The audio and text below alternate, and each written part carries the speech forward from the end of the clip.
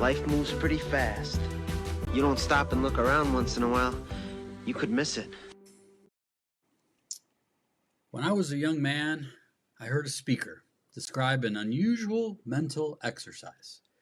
He suggested settling into a comfortable chair, closing your eyes, and imagining that you're stopping by a hospital to visit an old friend.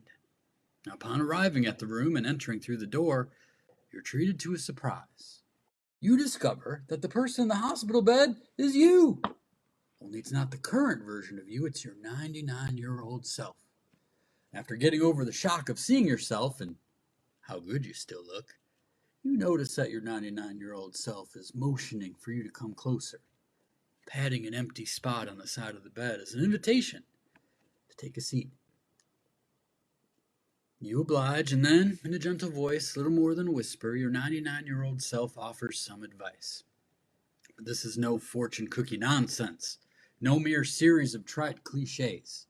These are deep, meaningful, intimate words of wisdom that can only come from someone who's been where you've been, seen what you've seen, and felt what you felt.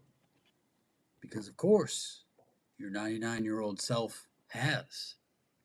The only difference is that he or she made it well beyond where you are now and has hard-earned, valuable wisdom to share.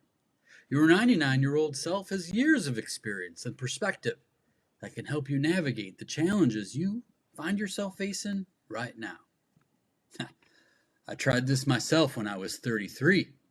I was intrigued by the idea, but honestly, I didn't expect much from it. I was shocked at how many things my 99-year-old self had to tell me. He said, "Don't waste time worrying about stuff. God will provide. He always has. Why waste a moment worrying about things he already has under control?" He said, "Say yes more." And he said, "Say no more." Now, I'll be honest. I was at this point, I thought my 99-year-old self had lost it, perhaps experiencing some form of dementia. Until he said this: "Say yes to the things that stretch you beyond your comfort zone, and say no to the rules that don't exist." There are way more of these rules than you can possibly imagine, by the way. And he also told me, don't feel so bad about spending money on fresh cut flowers. They're worth every penny. He said, if you're feeling overwhelmed, you're probably trying to do too much. He told me, watch less TV.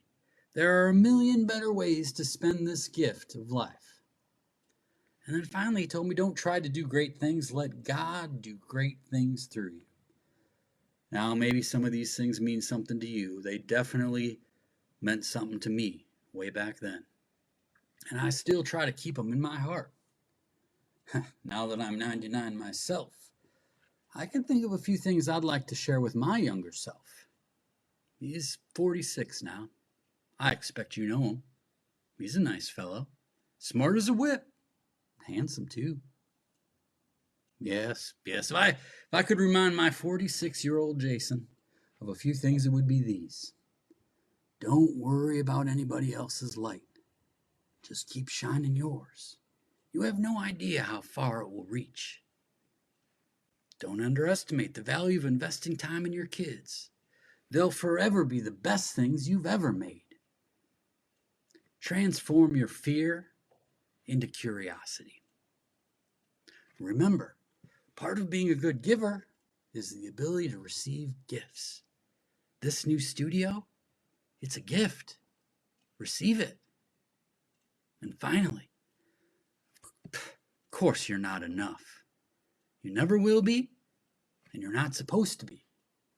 But you serve a God who is. You do your job, let God do his.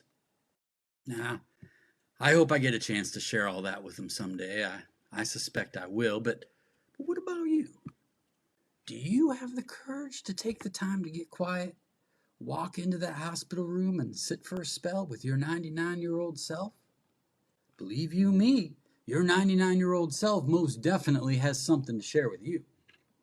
You can be certain of that. And I have a feeling it might just be the sort of thing you need to hear right now, today.